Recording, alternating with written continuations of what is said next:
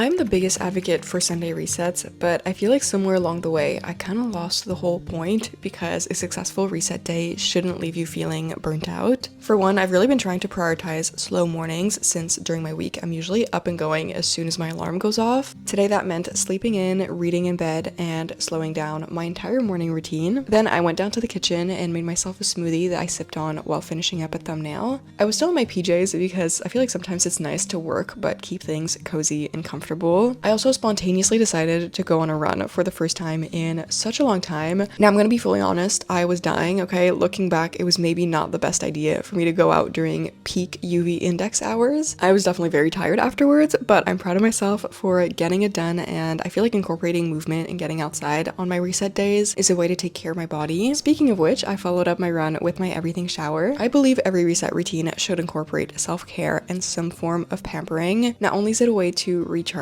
but it also reminds you to make time for what you love. On this day, I didn't feel like doing a huge deep clean, so I just put on a 20-minute timer, which is just enough time for me to refresh my room and vacuum a little bit. This honestly makes such a huge difference in setting the tone for my week, and my future self always really appreciates it. I meal prepped a bit and then sat down to plan my week, which is always a Sunday non-negotiable. If ever you don't know where to start, my biggest tip is just to write down a huge list of everything that's on your mind and then assign each to-do list item to a specific day. That way you're not forgetting anything. I ended the day by watching my show, aka catching up on YouTube uploads, which is always my favorite thing. And I also took this time to trim and paint my nails. Remember that your reset days do not have to be complicated or over the top to be effective. It's all about showing up for yourself in little ways and listening to what your mind and body need the most. And I feel like this day really encapsulated that for me.